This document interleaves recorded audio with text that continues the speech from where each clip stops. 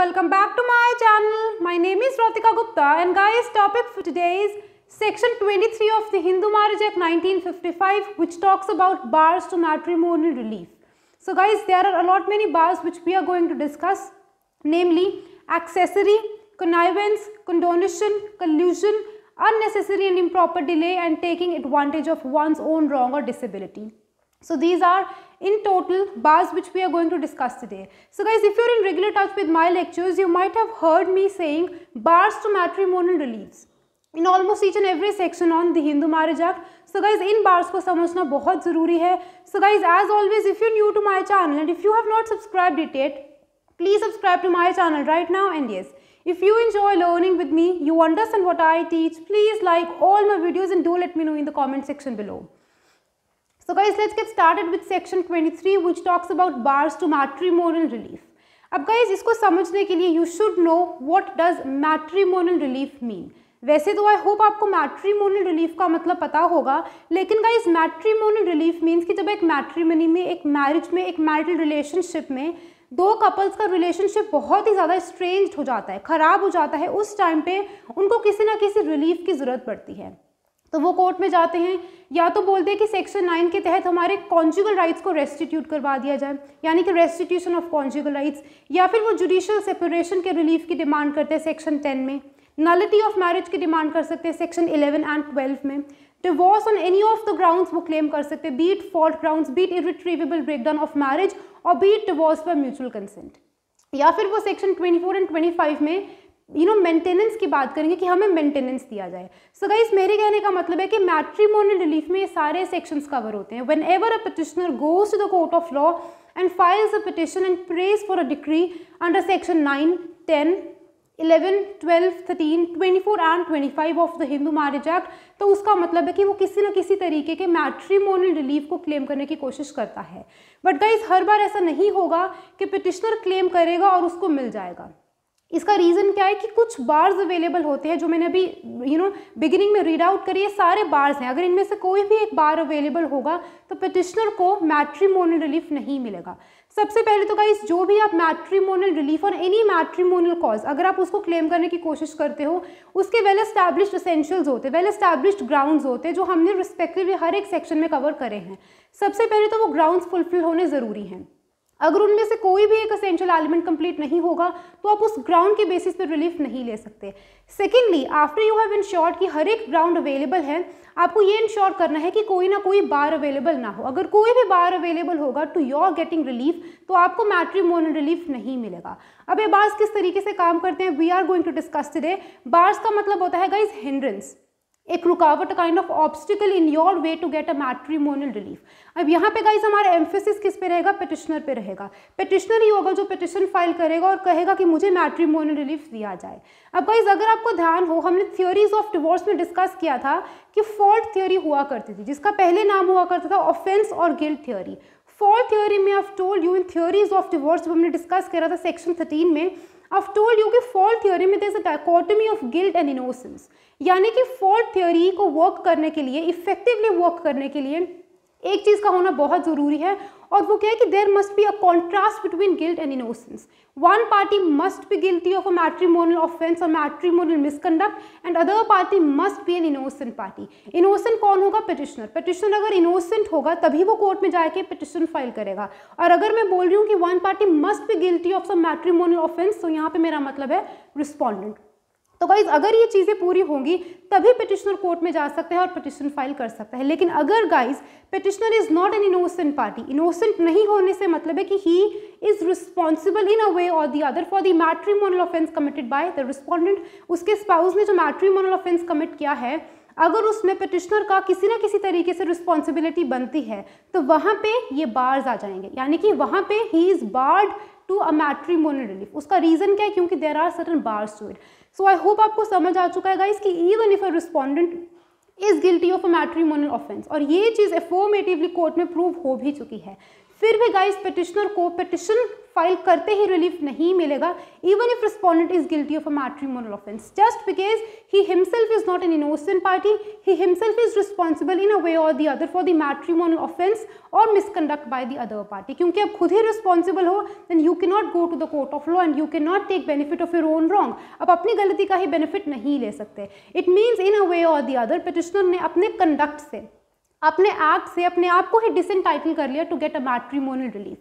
And guys this is the basis of bars to matrimonial relief. आपको समझ आए कि ये बार्स किस तरीके से आए? ये फोर्थ थ्योरी से बार्स आए हैं कि आपको गिल्ट एंड इनोसेंस प्रूव करनी है। अगर आप इनोसेंट नहीं हो तो you can not have any cause of action in the court of law. And guys ये जो कॉन्सेप्ट है ये एक मैक्सिम पे बेस्ड है।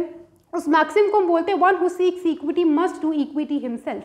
सुना होगा कॉन्ट्रैक्ट लॉ में बहुत बार कि जो इंसान चाहता है कि मेरे साथ न्याय हो उसको सबसे पहले न्याय करना होगा। अगर आप कोर्ट में जाते हो जस्टिस सीख करने तो आपको इंश्योर करना है कि आप किसी के साथ गलत नहीं कर रहे। अगर आपको पता है कि आपकी वाइफ ने अडल्ट्री कमिट करी है, if you are an innocent party you can go to the court of law और कोई भी मैट्रिमोनियल रिलीफ आप क्लेम कर सकते हो। अब अडल्ट्री के बेसिस पे या तो आप सेक्शन 13 में फाइल करोगे फॉल्ट ग्राउंड्स पे डिवोर्स के पिटिशन, या फिर आप सेक्शन 10 में जुडिशियल सेपरेशन के ग्राउंड्स को, अडल्ट्री को ग्राउंड बनाओगे और जुडिशियल सेपरेशन सीख करोगे।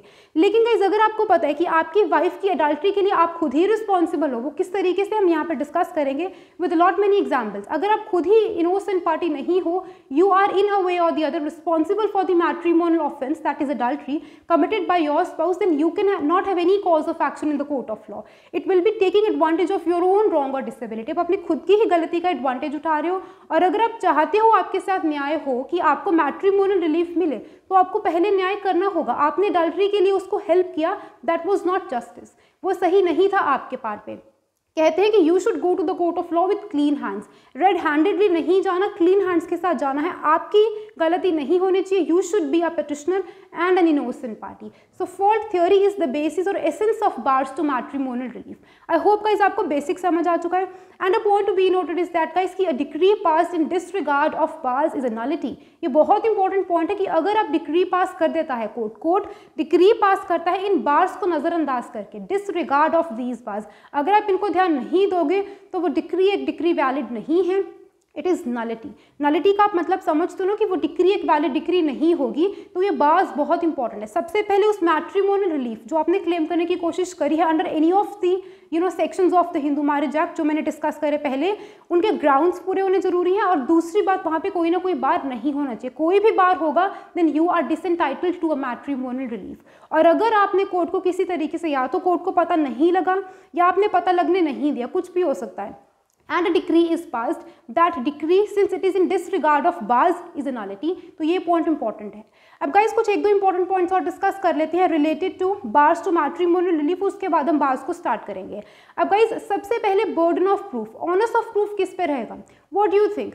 बर्डन ऑफ प्रूफ डेफिनेटली किस पे रहेगा? पिटिशनर पे रहेगा। Petitioner has to somehow satisfy, affirmatively satisfy the court कि I am a party innocent and I am not in any way responsible for the matrimonial offence or conduct of the innocent, I am so sorry of the respondent. यानी कि guilty spouse के matrimonial misconduct के लिए मैं responsible नहीं हूँ। अगर petitioner अफर्मेटिवली court को ये सेटिस्फाई कर देता है तो वहाँ पे क्या होगा? पिटिशनर को दो चीज़ें प्रूव करनी है। एक तो उसको सारे ग्राउंड्स अवेलेबल प्रूव करने हैं, आई एम रिपीटेडली सेइंग, और उसके बाद उसको ये भी बताना है कि मेरे पे बर्डन ऑफ प्रूफ है और मैं आपको अफर्मेटिवली सेटिस्फाई कर सकता हूँ कि यहाँ पे जो भी मैंने आपको एविडेंसेस रखे हैं वो क्लियरली ये दिखाते हैं कि मैं एक इनोसेंट पार्टी हूँ। अगर आप कोर्ट को अफर्मेटिवली सेटिस्फाई कर देते हो and you have discharged your burden of proof तो वहाँ पे आपको मैट्रिमोनियल रिलीफ मिल जाएगा। लेकिन गाइज ऑनर्स ऑफ प्रूफ का स्टैंडर्ड क्या होगा? क्वेश्चन आता है कि what should be the standard of honours of proof, burden of proof का स्टैंडर्ड क्या रहेगा? बहुत देर तक तो कंट्रोवर्सी चलती रही। बहुत सारे हाई कोर्ट्स ने कहा कि standard of proof should be beyond all reasonable doubt, यानी कि आपको इस तरीके से पिटिशनर को कोर्ट में आके कोर्ट को अफर्मेटिवली सेटिस्फाई करना है कि हमें कोई डाउट ही ना रहे कि आप एक इनोसेंट पार्टी हो या नहीं हो, बियॉन्ड ऑल रीजनेबल डाउट। लेकिन गाइस इस चीज़ को बहुत ही ज़्यादा रिजिड माना गया एंड कोर्ट्स ने कहा कि हमें इतना रिजिड पर्सपेक्टिव नहीं लेना, beyond all reasonable doubt prove करने की जरूरत नहीं है। There must be very high degree of probability. जो आप बोल रहे हो कि आप इनोसेंट हो, आपके जो एविडेंसेज है उनमें इतना दम होना चाहिए कि आपको there is a very high degree of probability and possibility कि आप एक इनोसेंट पार्टी हो। सो कहने का मतलब है कि बर्डन ऑफ प्रूफ पिटिशनर पे रहेगा, उसको कोर्ट को सेटिस्फाई करना है। क्या करना है कि I M N innocent party, क्योंकि मैं इनोसेंट हूँ, मैं रिस्पॉन्सिबल नहीं हूँ किसी भी तरीके से मैट्रिमोनियल मिसकंडक्ट के लिए ऑफ द अदर स्पाउस, इसीलिए मुझे मैट्रिमोनियल रिलीफ दे दिया जाए। अब उस बर्डन ऑफ प्रूफ का जो स्टैंडर्ड ऑफ प्रूफ है वो क्या होगा, it should not be beyond all reasonable doubt. वो ज़रूरी नहीं है, there should be a very high degree of possibility, very high degree of probability कि जो एविडेंसेस पिटिशनर ने कोर्ट के सामने रखे हैं उनसे एक ही इन्फेरेंस आती है। कोर्ट को सिर्फ और सिर्फ ओनली इन्फेरेंस यही मिलती है कि पिटिशनर एक इनोसेंट पार्टी है। अगर आप इतना भी प्रूव कर देते हो then your case is made out. I hope guys आपको क्लियर हो चुका है। नेक्स्ट इंपॉर्टेंट पॉइंट ये है गाइस कि ये जो बार्स हैं ना, ये सारे के सारे एब्सोल्यूट बार्स हैं।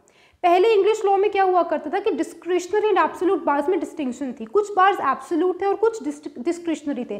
डिस्क्रिशनरी मतलब ऑब्वियसली जुडिशियल डिस्क्रिशन थी उसमें, लेकिन हमारे हिंदू मैरिज एक्ट में जितने भी बार्स हम डिस्कस करेंगे सारे के सारे बार्स क्या हैं, एब्सोल्यूट बार्स हैं।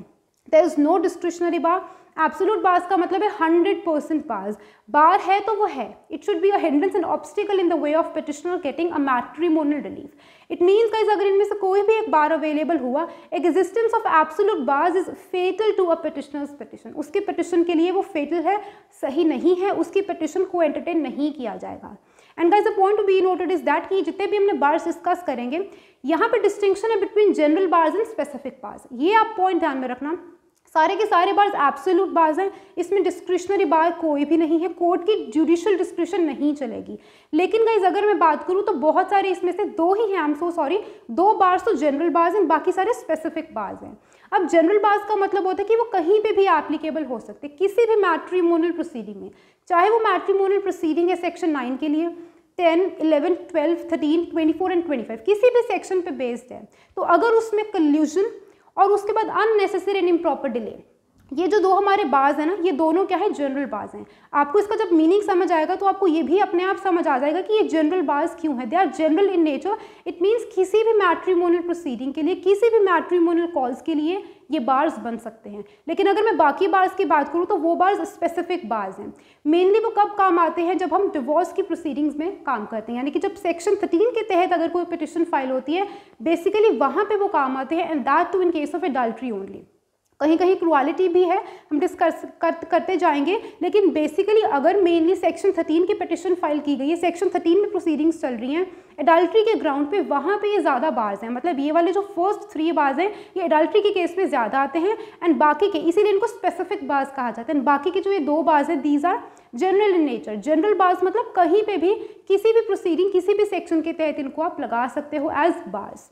आई होप गाइज आपको basic and important point clear हो चुका है, स्ट्रक्चर समझ आ चुका है कि बार्स टू मैट्रिमोनियल रिलीफ होते क्या हैं। Now guys moving on with the very first bar which is accessory. अब गाइज एक्सेसरी का मतलब होता है नोइंग एक्टिव पार्टिसिपेशन। बहुत ईजी है, accessory means knowing active participation. It means when you are knowingly and actively participating in the matrimonial offense or misconduct committed by the respondent, आप कहते हो कि your act is accessory to the act of the respondent. I hope आपको समझ आए। एक basic से illustration लेते हैं guys.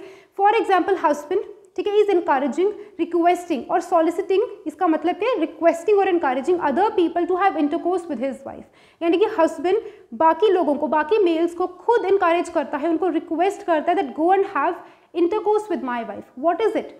It is knowing active participation. यानी कि जब आप नोइंगली, आपको सब कुछ पता है, all the material facts and circumstances are known to you, knowingly जब आप एक्टिवली पार्टिसिपेट करते हो इन द मैट्रिमोनियल ऑफेंस और misconduct by the respondent, by the other spouse, your act is said to be accessory to the act of the respondent. अब अगर यहाँ पे आप कोर्ट में जाते हो और कोर्ट में आप पिटिशन फाइल करोगे on the ground, on the fault ground of adultery की प्लीज़ मुझे डिवोर्स दे दिया जाए बिकॉज मेरी वाइफ ने एडल्ट्री कमिट करी है, do you think you have gone to the court with clean hands? नहीं, क्योंकि your act is accessory to the act of the respondent. आपने क्या किया है, नोइंगली एक्टिवली पार्टिसिपेट किया है रिस्पोंडेंट के मैट्रिमोनियल ऑफेंस में, क्योंकि you are not an innocent party, आप इनोसेंट नहीं हो, you are in a way और the other responsible for the matrimonial offense or misconduct by the respondent, your petition is barred. आपको क्या मिलेगा, आपकी petition, you have disentitled yourself to get a matrimonial relief. I hope guys आपको accessory का meaning समझ आ गया। Basic illustration है adultery की। आप क्या करो, रिक्वेस्ट करते हो, एनकरेज करते हो दूसरे लोगों को कि please go and develop illicit relationship with my wife and have illicit intercourse with her. वहाँ पे आपकी वाइफ को आप खुद हेल्प कर रहे हो, सो वहाँ पे your act is accessory and you have lost your cause of action. I hope guys आपको ये पॉइंट क्लियर हो चुका है। But guys the point to be noted is that कि accessory is not a general bar. I told you general bar सिर्फ ये दो हैं, ये एक स्पेसिफिक बार है। स्पेसिफिक बार का मतलब होगा कि किसी भी मैट्रिमोनियल प्रोसीडिंग में, किसी भी मैट्रिमोनियल कॉज के लिए बार नहीं बनेगा। सिर्फ और सिर्फ हिंदू मैरिज एक्ट में अगर एक पिटिशन एडल्ट्री के बेसिस पे फाइल की गई है सेक्शन 13 में, वहाँ पे ये बार है। तभी मैंने सिर्फ एडल्ट्री की ही एग्जांपल लेके आपको समझाया। तो only and only when a petition is filed on the basis of respondent's adultery, सिर्फ तभी ये बार है। हर एक पिटिशन में ये बार नहीं होता, इसीलिए स्पेसिफिक बार है, जनरल बार नहीं है। आई होप गाइज ये पॉइंट क्लियर हो चुका है। Moving on to the second which is connivance. Connivance का मतलब क्या होता है guys? Connivance word is derived from a word connive. इसका मतलब होता है to wink at. Not to wink at का मतलब होता है किसी भी चीज़ को नज़रअंदाज करना। सिंपल अगर मैं हिंदी में बताऊं तो किसी भी चीज़ को नज़रअंदाज करने को हम बोलते हैं टू विंक एट।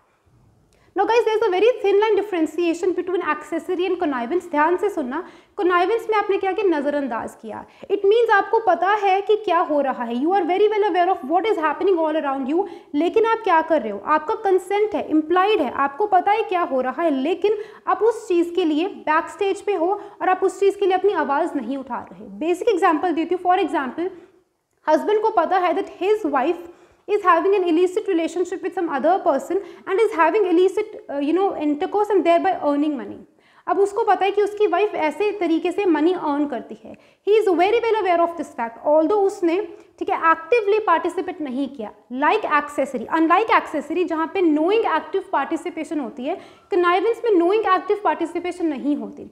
हस्बैंड ने एक्टिवली नोइंगली पार्टिसिपेट नहीं किया रिस्पोंडेंट के मैट्रिमोनियल ऑफेंस में, लेकिन वो बैक स्टेज पे रह के हर एक चीज़ को देख रहा है और किसी भी चीज़ के लिए वो अपनी वॉइस रेज नहीं कर रहा। It means guys in a way और दी अदर उसने कंसेंट दे दिया है, बोलकर नहीं दिया, लेकिन उसने क्या किया? इंटेंशनली। यानी कि अगर आपको कॉन्ट्रैक्ट एक्ट याद हो, कंसेंट भी दो तरीके का होता है, एक्सप्रेस और इम्प्लाइड। यानी कि यहाँ पे हस्बैंड का इम्प्लाइड कंसेंट है। कंसेंट मतलब आपको पता है व्हाट इज हैपनिंग, आपका और आपकी वाइफ का जो स्टेटस ऑफ माइंड है वो मीटिंग ऑफ माइंड्स है। उसको भी पता है वो क्या कर रही है एंड आपको भी पता है कि वो क्या कर रही है, लेकिन फिर भी आप अपनी वॉइस रेज नहीं करते हो। बैक स्टेज पे रह के सब कुछ देखते हो, आप नज़रअंदाज कर रहे हो कि मेरी वाइफ क्या कर रही है। तो उसका मतलब क्या है कि you have given an implied consent of yours and you have winged it at her offence. उसके ऑफेंस को आपने नज़रअंदाज कर दिया। सो कहने का मतलब है इसकी कनाइवेंस में क्या होता है? There is no active participation, लेकिन आपका इम्प्लाइड कंसेंट होता है। यहाँ पे आपका एक्ट करप्टेड नहीं है। A point to be noted is that जैसे कि एक्सेसरी में आपका करप्ट एक्ट होता है, आपका एक्ट ही करप्टेड होता है क्योंकि आप खुद उसको एक्टिवली पार्टिसिपेट करते हो। यहाँ पे कनाइवेंस में आपका एक्ट करप्टेड नहीं है, लेकिन आपका इंटेंशन करप्टेड है। आपको डिफ्रेंसिएशन समझ आ रहा है? I hope I am able to reach out to you कि मैं क्या बोल रही हूँ। सो कनाइवेंस में देर इज ठीक है corrupt intention, your intention is corrupted but not your act. ठीक है, सो यहाँ पे एक्टिव करप्शन नहीं होगी, एक्टिव नोइंग एक्टिव पार्टिसिपेशन नहीं होगी, आप में एक्टिव करप्शन नहीं करोगे। आपका एक्ट करप्टेड नहीं है, लेकिन your intention is certainly corrupted. और आपका इंटेंशन करप्टेड है वो कहाँ से पता लगता है? आपकी इम्प्लाइड कंसेंट से, क्योंकि आपको सब पता है कि क्या हो रहा है, फिर भी you are allowing your wife to make money by illicit intercourse. तो वहाँ पे क्या हुआ? That you are voluntarily, you are deliberately and you are intentionally, corrupt intention, you are intentionally fostering your wife कि आप इस तरीके से पैसा बना लो। You are deliberately, intentionally and voluntarily fostering your wife to commit a matrimonial offense। आप उसको रोक भी नहीं रहे अगर आप उसकी हेल्प नहीं कर रहे to commit that offense। I hope guys आपको connivance का मतलब भी समझ आ चुका होगा। So accessory and connivance में thin point differentiation है, अदरवाइज ये दोनों अपने आप में बाज हैं। And guys the point to be noted is that कि ये भी एक स्पेसिफिक बार है जो सिर्फ और सिर्फ वहीं पे काम आएगा जहाँ पे एडल्ट्री कमिट हुई है। अगर कोई भी पिटिशन फाइल हुई है सेक्शन 13 में, that too on the ground of adultery alone, तो वहाँ पे कनाइवेंस अगर होगी तो वो एक बार होगा, यानी कि एक जनरल बार नहीं है। हर एक पिटिशन में, हर एक मैट्रिमोनियल कॉज के लिए connivance is no bar but सिर्फ a bar for adultery, for a petition filed on the ground of respondent's adultery. I hope आपको समझ आएगा। इस दोनों एग्जाम्पल्स को ध्यान से समझना तो आपको एक्सेसरी एंड कनाइवेंस में पॉइंट डिफरेंशिएशन समझ आ जाएगा। तो यहाँ पे your intention is corrupted, connivance में करप्ट इंटेंशन होता है एंड एक्सेसरी में करप्ट एक्ट होता है। तो ये पॉइंट आप ध्यान रखना। सो यहाँ पे क्या होगा? नोइंग एक्टिव पार्टिसिपेशन, और यहाँ पे पैसिवली आप पार्टिसिपेट करो बैक स्टेज से नजरअंदाज करके। इम्प्लाइड कंसेंट है आपका। I hope guys things are quite clear to you. Moving on to the next important bar which is condonation. अब इस कंडोनेशन का मतलब क्या है? अगेन कंडोनेशन भी क्या है? सिर्फ और सिर्फ एक स्पेसिफिक बार है, ये भी एक जनरल बार नहीं है। स्पेसिफिक बार का मतलब आई होप आपको समझ आ चुका है, लेकिन यहाँ पे गाइज एडल्ट्री के साथ साथ क्रुअलिटी भी एड ऑन हो चुका है as a ground. It means जहाँ पे एक petition is filed on the ground of adultery or on the ground of cruelty, तो वहाँ पे कंडोनेशन इज अ बार। अब कंडोनेशन का मतलब देख लेते हैं। जनरल बार तो नहीं है, स्पेसिफिक है, लेकिन स्पेसिफिक में दो चीज़ें आ जाती हैं। पहले दो में सिर्फ एडल्ट्री थी, यहाँ पे एडल्ट्री प्लस क्रुअलिटी के बेसिस पे अगर नॉट नेसेसरीली कि एक साथ हो, इधर एडल्ट्री और क्रुअलिटी, अगर इन बेसिस पे डिवोर्स की पिटिशन फाइल की गई है और वहाँ पे अगर कंडोनेशन होगा देन इट इज़ अ बार, तो एक स्पेसिफिक बार है। अब गाइस कंडोनेशन का मतलब होता है, कंडोन का मतलब किसी भी इंसान को माफ़ कर देना। To forgive somebody is termed as condonation. लेकिन गाइस लॉ में कंडोनेशन के दो एसेंशियल एलिमेंट्स हैं। सबसे पहला is forgiveness obviously, and second is reinstatement. अब आपको मैं दोनों पॉइंट समझाती हूँ। सबसे पहले गाइस फॉरगिवनेस का मतलब होता है किसी भी इंसान को माफ़ कर देना। अब आपको पता है कि सपोज आपकी वाइफ ने एडल्ट्री कमिट करी है, अगर उसने एडल्ट्री कमिट करी है, she is a guilty spouse, और अगर आपको पता है कि you are in no way accessory to और किसी भी तरीके से responsible for the act of the wife के एक्ट के लिए अगर आप रिस्पॉन्सिबल नहीं हो, आपको पता है, it means you are an innocent spouse. अब अगर आप इनोसेंट हो तो आपके पास एक कॉज ऑफ एक्शन अराइज होता है, आपके पास एक लीगल राइट आता है कि आप कोर्ट में जाकर पिटिशन फाइल कर सकते हो, किसी भी मैट्रिमोनियल रिलीफ को क्लेम कर सकते हो। लेकिन गाइज अगर आप अपनी वाइफ को फॉरगिव करने का सोचते हो, इट मीन्स आपने अपने उस लीगल राइट को वेव ऑफ कर दिया। आपके पास एक लीगल राइट आता है as and when the other person commits a matrimonial offence. आपके पास एक राइट है कि आप पिटिशन फाइल करके मैट्रिमोनियल रिलीफ क्लेम कर सकते हो if you are an innocent party. अब आप इनोसेंट पार्टी भी हो, you are not in any way accessory to the matrimonial offence or connive that, आपने किसी भी तरीके से उसकी हेल्प नहीं करी, आप इनोसेंट हो, आपके पास एक कॉज ऑफ एक्शन अराइज होगा।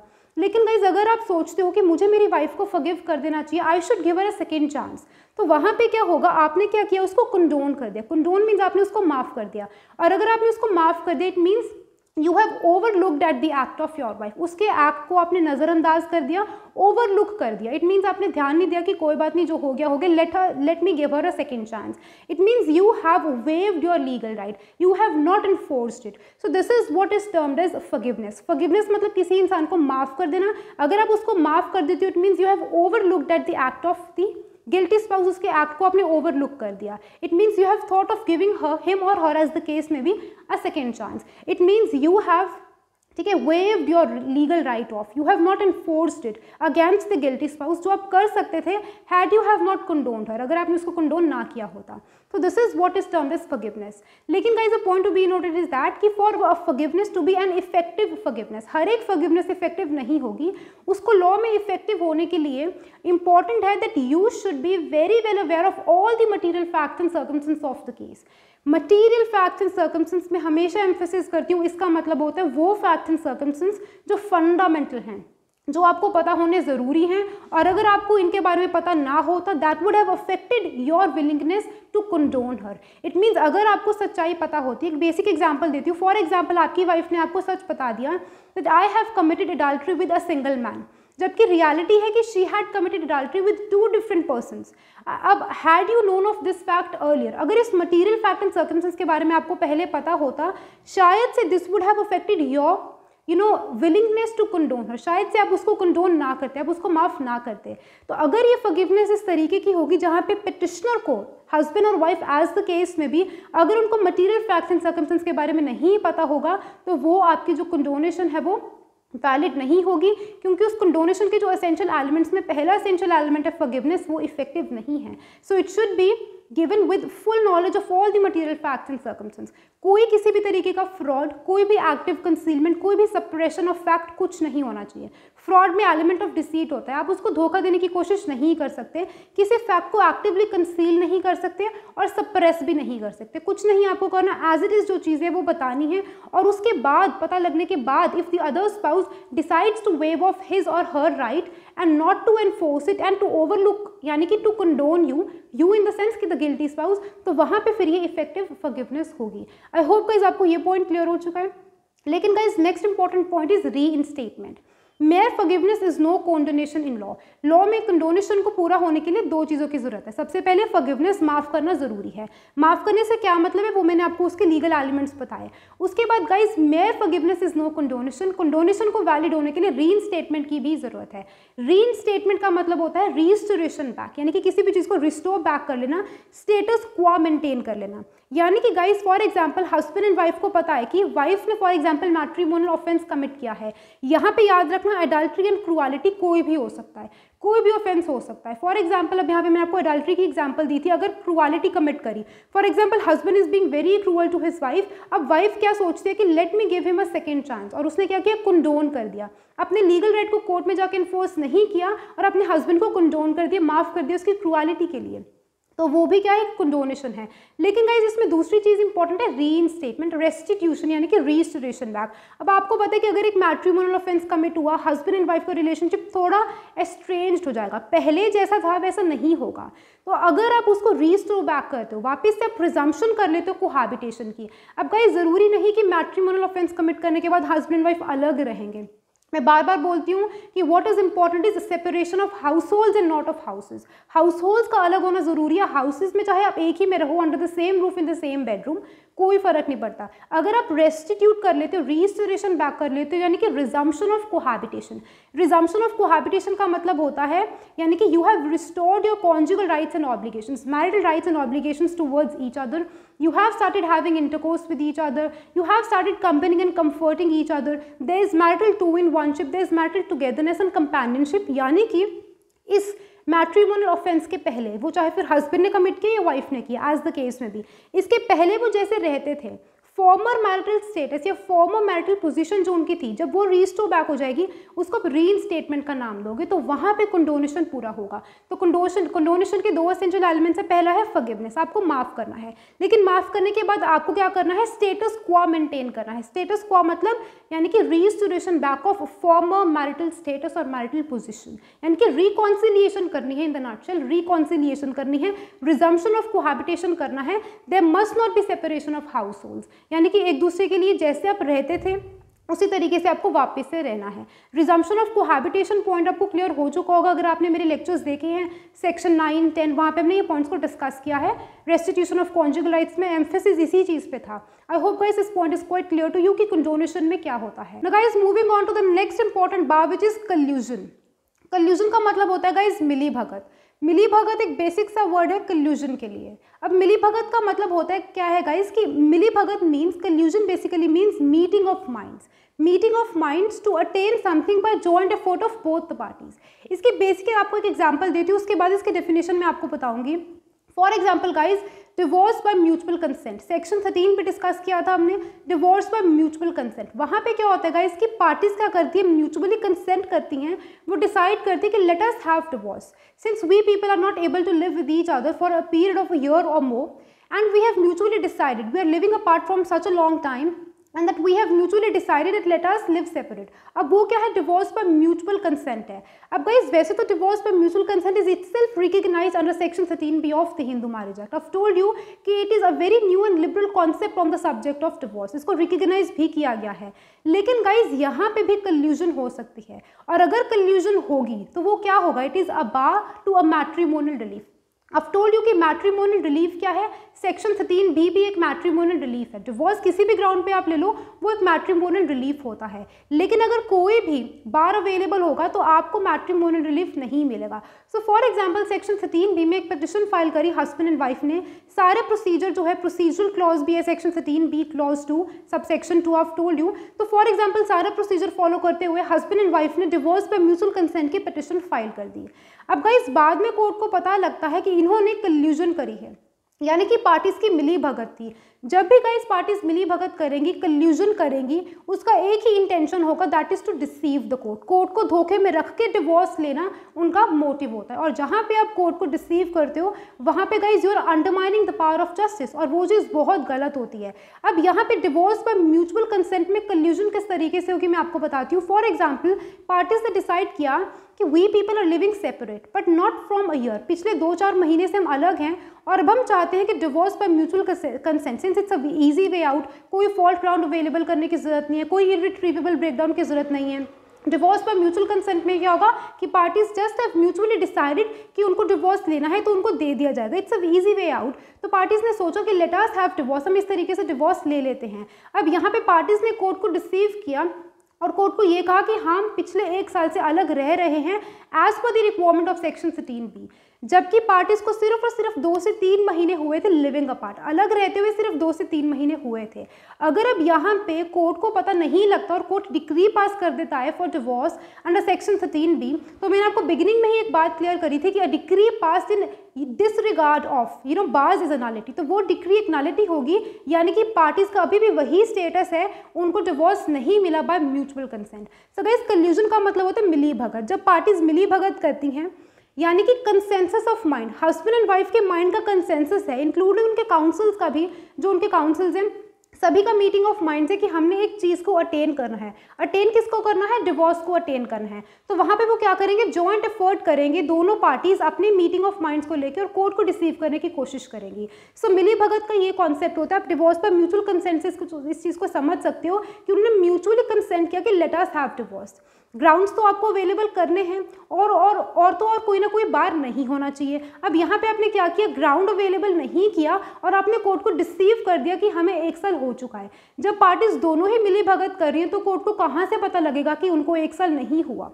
और अगर यहाँ पे डिक्री पास हो जाती है तो इन केस फ्यूचर में पता लगता है तो वो डिक्री इज अ नलिटी, वो डेफिनेटली नलिटी है because it was a decree pass in disregard of bars. तो वहाँ पे कल्यूजन है। तो कल्यूजन की अगर मैं आपको डेफिनेशन बताऊँ तो उसका मतलब होता है मिली भगत, पार्टीज का meeting of minds, consensus of minds of the parties to attain something by joint effort of both the parties. So it's a kind of secret agreement, secret arrangement और अंडरस्टैंडिंग बिटवीन द पार्टीज। दो parties क्या करती है? Secretly, किसी को नहीं पता होता, इसीलिए वो कल्यूजन होती है। कल्यूजन में होता ही मिली भगत है और मिली भगत पॉसिबल कब होगी? जब वो सीक्रेट है दो पार्टीज के बीच में, जब उसकी नॉलेज कोर्ट को नहीं है। So it's a kind of secret agreement, arrangement और understanding between the parties with an intention to deceive the court. Court को धोखा देने का आपका इंटेंशन होता है। So guys this is what collusion is. I hope आपको समझ आ चुका है। तो कोर्ट की जो डिक्री आएगी सेक्शन 13B में, उसको हम कंसेंट डिक्री बोलते हैं, क्योंकि डिवोर्स आपने लिया बाय म्यूचुअल कंसेंट, इसीलिए उसको कंसेंट डिक्री बोलते हैं। लेकिन गाइस वो कंसेंट डिक्री क्या है? यहाँ पे जेन्युइन नहीं है, बोनाफाइड नहीं है और वो कल्यूसिव कंसेंट डिक्री है। तो वो क्योंकि वो कल्यूसिव कंसेंट डिक्री है तो वो एक वैलिड डिक्री नहीं है, वो नलिटी है।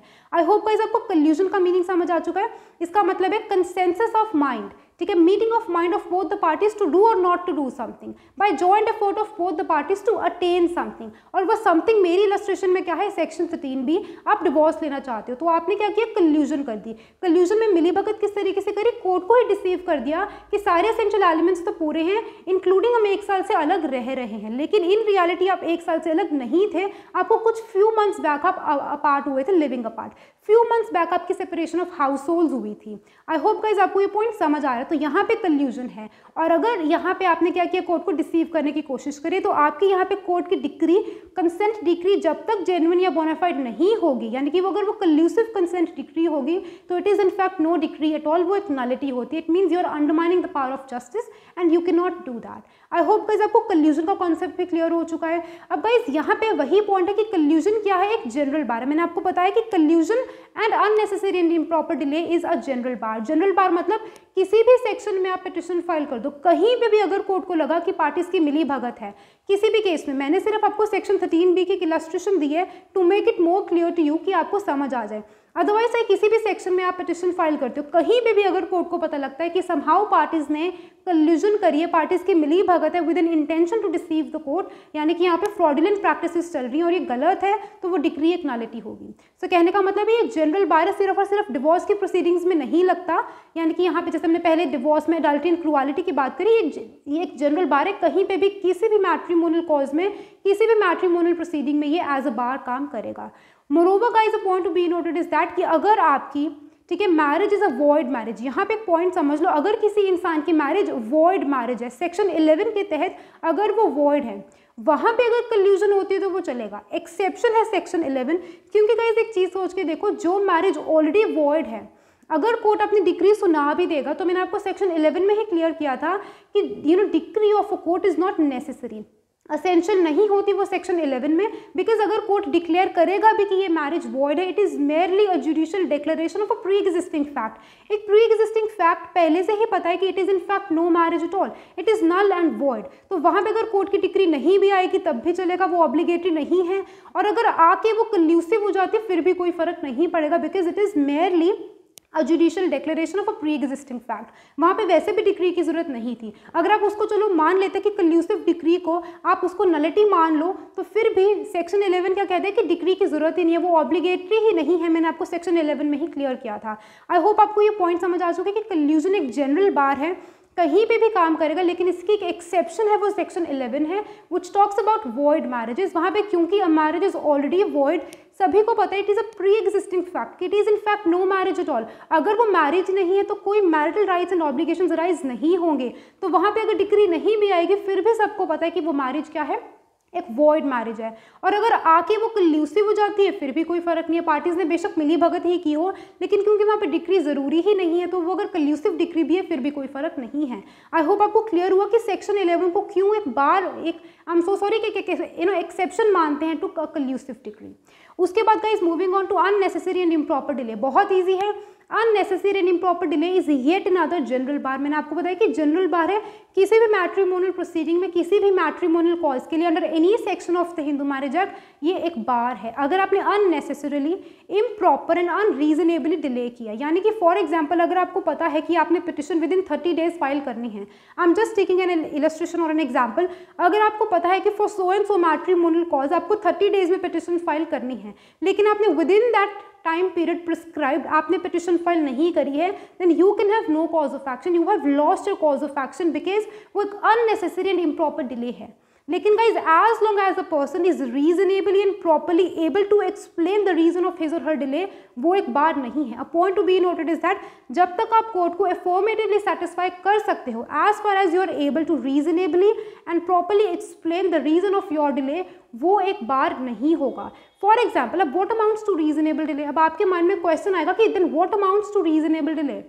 फॉर एग्जाम्पल एक इंसान कोर्ट में जाके ये बोल सकते हैं कि I was hospitalise for so long, बहुत देर से मैं हॉस्पिटल में था, लास्ट 30 डेज से आई कुड नॉट कम, कल ही मेरा डिस्चार्ज हुआ, today I am here with the petition. So वो एक रीजनेबल उसका एक एक्सक्यूज है, वो एक इम्प्रॉपर डिले आप उसको नहीं बोल सकते। या फिर फॉर एग्जाम्पल एक ठीक है कोर्ट में जाके ऑब्वियसली पिटिशनर को ही बताना है कि मेरा रीजनेबल डिले था, अनरीजनेबल नहीं था, इसीलिए मेरा कॉज ऑफ एक्शन अभी भी है। फॉर एग्जाम्पल एक बंदा बोल सकता है कोर्ट में जाके, पिटिशनर बोल सकता है कि I was trying to explore all the other extra judicial remedies for मेरी जो जैसे हमारी फाइट हुई, मेरी हस्बैंड एंड वाइफ की फाइट हुई, तो मैं ये सोच रहा था कि कोर्ट में आने की ज़रूरत नहीं है, एक्स्ट्रा जुडिशियल अगर कोई भी रेमेडीज़ अवेलेबल हैं तो मैं उसको एक्सप्लोर करने की कोशिश कर रहा था। तो इट मीन्स कहीं ना कहीं कोशिश मेरी जारी थी, कोशिश चल रही थी। I was not sitting idle at home and waiting for 30 days to pass away. तो वो चीज़ नहीं होनी चाहिए, अननेसेसरी एंड इम्प्रॉपर डिले नहीं होना चाहिए।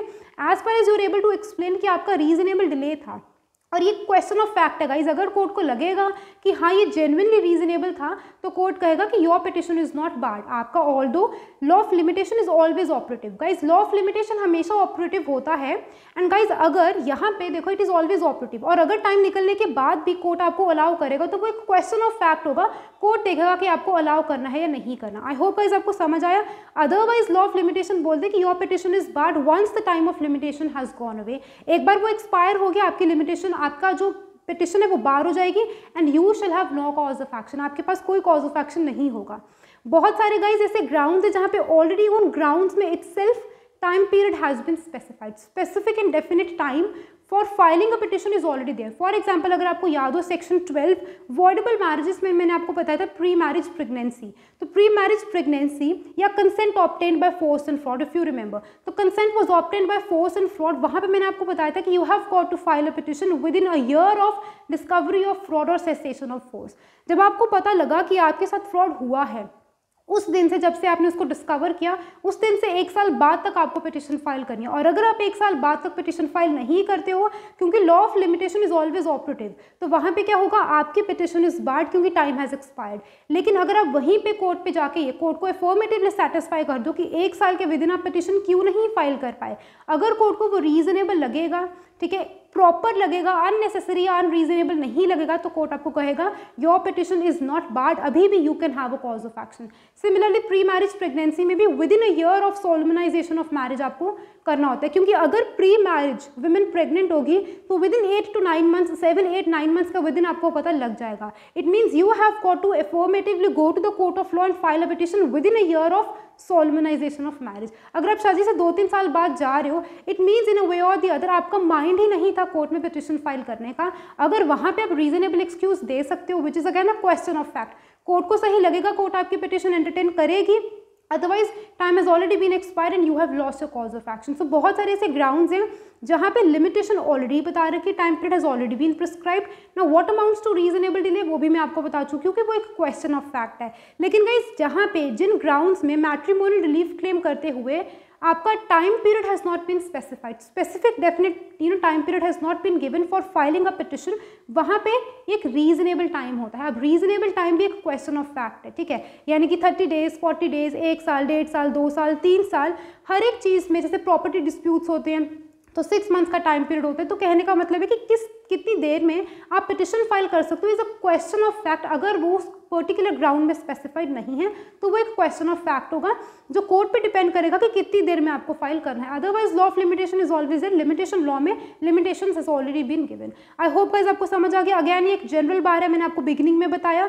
यहाँ पे भी गाइज अगर मैं वॉइड मैरिजेस की बात करूँ, सेक्शन 11 की बात करूँ, तो अगर आप डिले करते भी हो फिर भी कोई फर्क नहीं है। अगेन अगर आप कोर्ट की डिक्री लेना चाहते हो, इट मीन्स आप क्या कर रहे हो, यू आर ओनली वांटिंग कि आपका जो लीगल स्टेटस है वो सर्टन हो जाए। अब अगर आप बहुत देर के बाद भी कोर्ट में जाते हो तो कोई फर्क नहीं है अगर आप बहुत देर के बाद भी कोर्ट में जाते हो, because it is merely a judicial declaration of a pre existing fact. एक प्री एग्जिस्टिंग फैक्ट है, बस कोर्ट ने आपको डिक्री दे देनी है, फिर आप चाहे बहुत सालों बाद आए हो या बहुत जल्दी आ चुके हो, नन ऑफ द मैटर, कोई फर्क नहीं पड़ता, बिकॉज वो ऑलरेडी मैरिज क्या है, null and void, it is in fact no marriage at all. I hope guys आपको ये वाला पॉइंट भी क्लियर हो चुका है। Now guys moving on to the last important part which is taking advantage of one's own wrong और disability.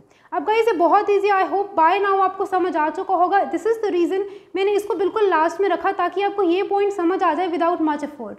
अब आप यहाँ पे समझ सकते हो taking advantage of one's own wrong और डिसेबिलिटी बिगिनिंग से करते आ रहे हैं। अगर आप इन किसी भी इस बार के लिए पिटिशन फाइल करते हो, आपने पिटिशन फाइल करी कोई भी मैट्रिमोनियल रिलीफ क्लेम करने के लिए, लेकिन आपको पता है कि आपकी खुद की भी गलती है, it means you are not an innocent party, तो फिर भी अगर आप कोर्ट में जाते हो, it means you have not gone to the court with clean hands and you are in a way और the other taking advantage of your own wrong और डिसेबिलिटी। अब अपनी खुद की गलती और डिसेबिलिटी का ही फायदा उठा रहे हो। आई होप आपको समझ आया।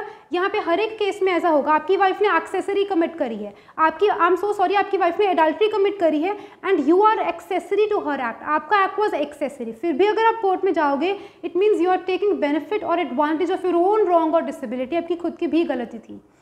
अदरवाइज इसकी एक और बेसिक एग्जांपल देती हूँ। फॉर एग्जांपल गाइज, हस्बैंड ने क्रूअलिटी कमिट करी अपनी वाइफ के साथ, अब उसके बाद बहुत सारी देर हो चुकी है, इट्स बीन फ्यू मंथ्स की husband daily is being cruel to his wife, not physically but mentally also. Cruelty दो तरीके की होती है, फ्यू रिमेंबर।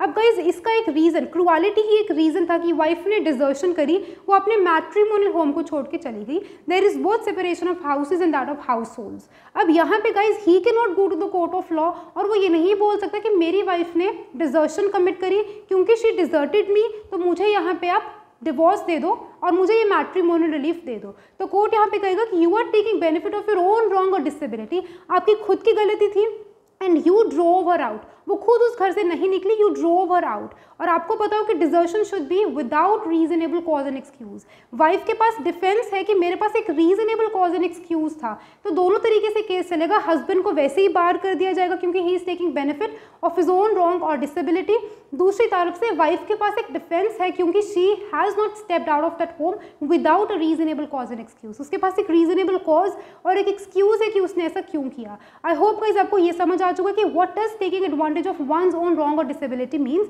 वैसे तो यहाँ पे हर एक केस में अगर कोई भी बार अवेलेबल होगा फिर भी आप कोर्ट में जाके मैट्रिमोनियल रिलीफ क्लेम करते हो, it means you are taking benefit of your own wrong and disability और कोर्ट आपको वो करने नहीं देगा। आई होप गाइस आपको ये पॉइंट क्लियर हो चुका है। एंड गाइज एक पॉइंट कंडोनेशन का मिस आउट हो गया, वो इंपॉर्टेंट पॉइंट ये है कि कंडोनेशन में ना एक इंपॉर्टेंट पॉइंट है कि condonation once given can not be revoked. ये बहुत इंपॉर्टेंट चीज़ है। Condonation once given can not be revoked. Once you have condoned it means you have waived your right off. आपने अपने राइट को वेव ऑफ कर दिया and you have decided not to enforce it. अब अगर आपने एक बार कंडोन कर दी you can not revoke it. Condonation once given can not be revoked. उसके बाद but guys a point to be noted is that कि condonation once given is not operative for all times to come. इन दोनों चीज़ों में differentiation समझ लेना कि कंडोनेशन अगर आपने एक बारी कर दी वो रिवोक नहीं हो सकती, वो इररिवोकेबल है। लेकिन गाइज इसका मतलब ये नहीं है कि अगर आपने एक बारी कंडोन कर दिया तो it is condonation for all times to come. अगर आपने एक बार अपनी वाइफ को एडल्ट्री कमिट करने के लिए कंडोन कर दिया या वाइफ ने हस्बैंड को क्रुअलिटी के लिए कंडोन कर दिया, इसका मतलब ये नहीं है कि for all times to come wife जितनी मर्जी बार एडल्ट्री करती रहे या हस्बैंड जितनी मर्जी बार क्रूअल होता रहे, उन्होंने for all time to come condone नहीं किया। So condonation once given can not be revoked but condonation once given is not operative for all times to come. वो सिर्फ एक ही बार के लिए आपने उसके एक सिंगुलर एक्ट को कंडोन किया है। आई होप गाइस ये पॉइंट क्लियर हो चुका है। उसके बाद गाइज सेक्शन 23 में ये सारे बार्स तो हमने डिस्कस कर लिए इन ग्रेटर डिटेल, लेकिन गाइज एक और चीज़ लिखी है सेक्शन 23 में which is any other legal ground why relief should not be granted. यहाँ पे स्पेसिफिकली बहुत सारे बार्स को तो ऑलरेडी कोर्ट ने लिख दिया, few of which are general bars and few of which are specific bars, ठीक है। लेकिन गाइस एक बारी only for the sake of abundant caution कि कल को कोई और केस मेक आउट हो, कोर्ट को लगे कि एक बार है लेकिन इनमें से वो कोई बार ना हो, तो कोर्ट क्या करेगा वहाँ पे? फिर क्या होगा? अगर कोर्ट अलाउ करेगा, अगर कोर्ट को फॉर एग्जाम्पल कोई फैक्ट्स एंड सर्कमस्टेंसेस कोर्ट के सामने आते हैं एंड कोर्ट को लगता है कि it is a bar to a matrimonial relief because petitioner is in a way और the other taking benefit of his own wrong and disability, लेकिन इनमें से कोई भी बार नहीं है, तो इसीलिए सेक्शन 23 में लिख दिया कि there should not be any other legal ground why relief should not be granted. Matrimonial relief क्यों नहीं मिलना चाहिए, उसका कोई और लीगल ग्राउंड नहीं होना चाहिए। And any other legal ground वो ऑब्वियसली जुडिशियल केसेस में से जुडिशियल जितने भी आपके डिसीजन आएंगे वहीं से मेक आउट होते हैं, वहीं से निकलते हैं कि कोई और बार नहीं होना चाहिए। It is only for the sake of abundant caution and guys इसीलिए इसको रेजिडरी क्लॉज भी कहते हैं, क्योंकि जो बची खुची चीज़ें हैं जो इनमें नहीं आई लेकिन शायद से जुडिशियल इंटरप्रिटेशंस के बाद वो निकल के आए, तो अब उसको रेजिडरी क्लॉज में डाल दोगे। रेजिडरी मीन्स बची खुचा क्लॉज है, वहाँ पे इनके अलावा अगर कोई होगा वो बार है लेकिन वो इनमें से नहीं है तो वो वहाँ पे आ जाएगा। It is only for the sake of abundant caution. I hope guys आपको ये पॉइंट्स क्लियर हो चुके हैं कि बार्स टू मैट्रिमोनियल रिलीफ्स होते क्या। सारे important bars have already have been discussed by me in greater detail here. And guys one more important thing, section 23 को 4 सबसेक्शंस में डिवाइड किया गया है। अभी सिर्फ हमने सबसेक्शन 1 डिस्कस किया which is very important. Section 23 subsection 2, 3, 4 along with section 23A will be discuss in my upcoming video. तो हम उस लेक्चर में वो सारे डिस्कस कर लेंगे। एंड सेक्शन 23 क्लॉज 1 को please check the description box out. थोड़ा डिफिकल्ट है, टेक्निकल लैंग्वेज लिखी है, मैं क्या करूँगी उसको ईजी करके डिस्क्रिप्शन बॉक्स में लिख दूंगी, so you can check it out from there. And guys the point to be noted is that यहाँ पे मैंने आपको बताया taking benefit of one's own wrong और डिसेबिलिटी, इसकी एक एक्सेप्शन है और वो एक्सेप्शन ये बोलती है कि अगर कोई भी इंसान इनकेपेबल है of giving a valid consent. Section 5 clause 2 अगर आपको याद हो, मैंने आपको बताया कि एक इंसान शादी के टाइम पे बहुत बार इनकेपेबल होता है of giving a valid consent. उसने अपना कंसेंट वैलिड नहीं दिया, may be because of recurrent attacks of insanity. तो अगर किसी इंसान के साथ ऐसा हुआ है तो वहाँ पे वो एक एक्सेप्शन है। अगर कोई इंसान इनकेपेबल है of giving a valid consent और वो पिटिशन फाइल करता है पिटिशनर बन के, तो कोर्ट उसको ये नहीं बोल सकता कि you are taking benefit of your own wrong और डिसेबिलिटी, क्योंकि उस टाइम पे वो उसकी खुद की गलती नहीं थी, ही उसकी खुद की डिसेबिलिटी नहीं थी। वहाँ पे क्या कि he was incapable of giving a valid consent, क्योंकि उसका कंसेंट वैलिड कंसेंट नहीं था, may be because of recurrent attacks of insanity, तो वहाँ पे उसको हम पिटिशन फाइल करने से नहीं रोक सकते। He is in no way taking benefit of his own wrong और डिसेबिलिटी। तो कहने का मतलब है कि अगर किसी भी इंसान का कंसेंट वैलिड कंसेंट नहीं है, यानी कि he was incapable of giving valid consent, so it's a mayor misfortune. मैंने आपको बताया कि वो एक मिसफॉर्च्यून होता है, वो उसकी गिल्ट नहीं है, वो उसका ऑफेंस नहीं होता, तो इसीलिए उसको हम यहाँ पे अलाउ करेंगे कि उसको हम ये नहीं बोलेंगे कि you are taking benefit of your own wrong or disability. I hope guys all points are quite clear to you. I'll be coming up with more sections on the Hindu Marriage Act. Till then guys, keep learning, keep shining, stay safe and bye-bye.